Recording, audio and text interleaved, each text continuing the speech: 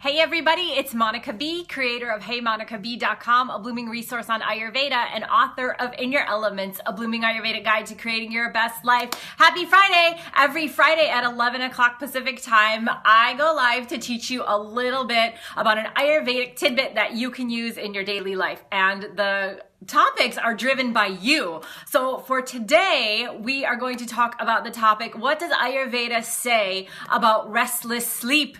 And this question came from Diane. So thank you, Diane, for your topic suggestion today of restless sleep. So what does Ayurveda say about that anyway? Ayurveda says that restless sleep is usually some kind of vata-pitta disturbance. Vata is the energy of movement, and so sometimes when we can't sleep, we get restless sleep. It's because the energy of movement is so prominent in us that we actually can't sit still or sleep all the way through. The pitta energy is the energy of transformation, and that also has some movement to it, doesn't it? When something transforms, it changes from one to the other. And so between these two energies, could be weighing more on a vata side, could be weighing more on a pitta side, or a combination of both. But those are the two doshas that are usually involved with restless sleep. So because of that, sometimes we can get insomnia, and there's actually two different kinds of insomnia. One is the Vata-Type, where we can easily fall asleep, but then around 2 a.m. or 3 a.m. we wake up and we're not able to fall back to sleep again. If any of that happens to you, raise your hand. That is Vata-Type, typically insomnia. The other kind of insomnia is Pitta-Type, which is where you lay in bed awake and you can't fall asleep. That's the other kind. So figure out if you're having restless sleep, perhaps what side you might fall on. And just know that exists. It's both of those doshas, could be singular vata problem or pitta problem, or vata-pitta together, because vata is usually involved in everything anyway. So you might be asking, like, what are the causes? Like, why does it happen? There can be so many reasons why we have whacked out sleep. Some of the causes might be we're eating too late, we're eating too much, we're eating too late and too much. We could be having too much screen time overall, and especially late at night, whether we're watching TV, on the computer, on the smartphone. Even if you're reading on like your smartphone or something like that, it's different than reading a book.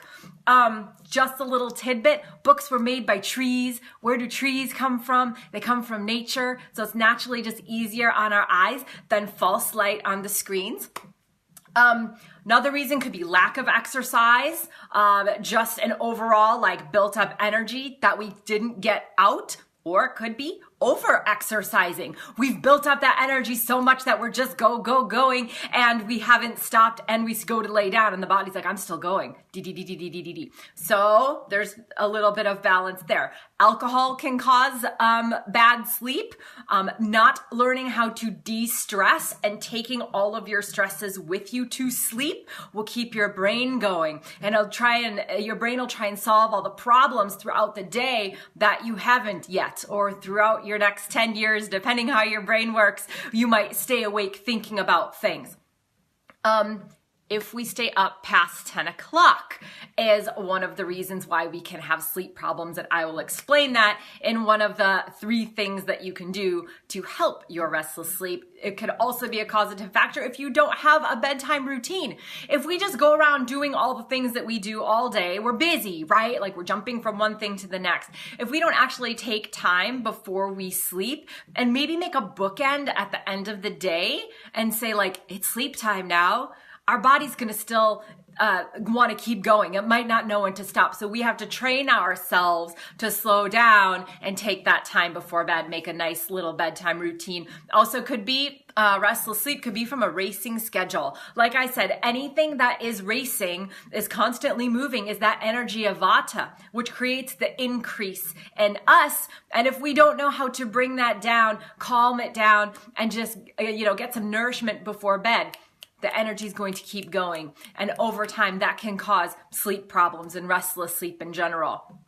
So there's a few things that you can do. The first one is have dinner not too late, not too much because it will cause disturbed sleep. The body will want to digest and process all of that food, but the digestive power at that time of day when the sun is down is not that strong. So we can get all this old food stuff that's hanging out, and then we lay down and then it just doesn't get digested at all. It can cause poor sleep. It also causes us to wake up groggy because we weren't able to digest that food all the way. So that's the first one. Make sure dinner is light and make sure it's not too late. What do I mean by not too late? I would say have dinner before 7:30 if you can. If you can't, make it an even lighter dinner so that you're not bogged down with all that food right before bed. Number 2 has 2 parts. The first part is turn off your screens before bed, about 90 minutes to 60 minutes before bed. I know it's a little bit hard, it's kind of challenging, but look at this as, this is the second part, nourishing time. And so we've been on our computers, so many of us are on our computers all day long, or we jump from one thing to the next because our schedules are full. And if we are looking at the screens too soon before bed, it increases vata. It creates an engagement with that screen when we should be sort of powering down. And so things that you can do to nourish yourself before bed, meditation, a nice restorative yoga, you could take a bath, you could massage your feetsies with some oil, like some coconut oil in the summer is awesome. And here is my super favorite trick. In a pinch, if you're having trouble falling asleep, do so hum before bed. So what you would do, it's all part of the nourishing part of this. You lay on your right side and you close your eyes, you close your mouth, and you're going to breathe in and out through your nose. And on the inhale, you're going to think so. And on the exhale, you're going to think hum. And so hum literally means I am that, or I am the divine. And it is the rhythm of nature. All the little beings breathe in this way. Okay? And so when we take some time to do that right before sleep, it really settles our energy. It calms our vata. It calms our pitta so that we can sleep the whole night through. And as a bonus, it will help you to wake up refreshed as well. So that was a lot in number 2, but number 2 is essentially turn off screens 60 to 90 minutes before bed because they're going to keep vata engaged, and instead swap that with something nourishing. Even a good book, not on the screen. Like I said, the paper is made from trees, which is nature, which is what we're made of too.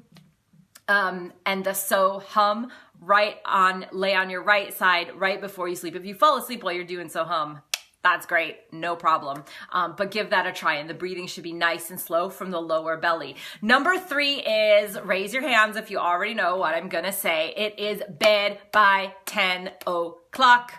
I know that's hard. The reason why this is important is because at 10 o'clock p.m., pitta energy governs time.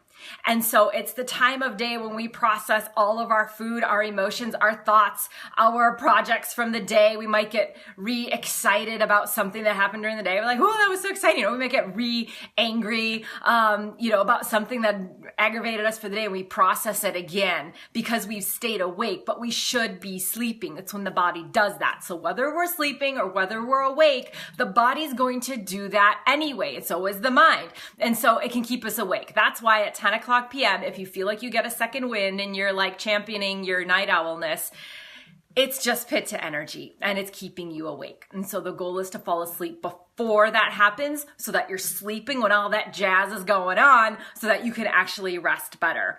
And I know some of you might be like, what's wrong with night owling? I've been doing it my whole life. The problem is that then you can't wake up refreshed the next day. The time gets all skewed and you might sleep too late, waking up in kapha time, which is slow time, instead of waking up before the sun, which is a vata time, which is energy time. If any of you have tried this and it's worked well for you, raise your hand, give some love, give a shout, write a comment so that other people can begin to learn from this and learn that it really works. I promise, I'm not just trying to take away your nighttime TV, I'm trying to help your life.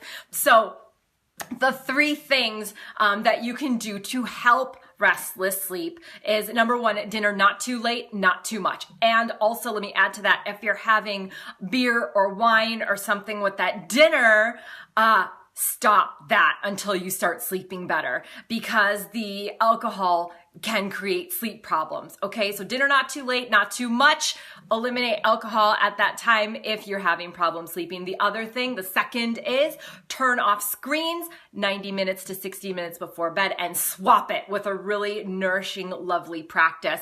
And number 3 is get to bed by 10 o'clock. I know you might not like that. I know you might not want to believe me, but if you try it for a week and your whole sleep cycle changes and your whole lifestyle changes and you wake up with full energy, don't you think that's worth just trying it? Because I do. And that's why I'm here. So if you have sleep questions, you can go ahead and ask them below. We come here every Friday at 11 o'clock Pacific time to talk just about this. What does Ayurveda say about something diet and lifestyle-y? If there's something you want to know about Ayurveda, go ahead and chat it in the comments below, and I'll consider answering it for the future. And in the meantime, share this. Follow my page if this has served you today. Make sure to share it with your friends so that they can learn too. And visit heymonicab.com for so much more on how to bring Ayurveda into your daily life. And as always, we're going to keep bringing Ayurveda to life. Mwah.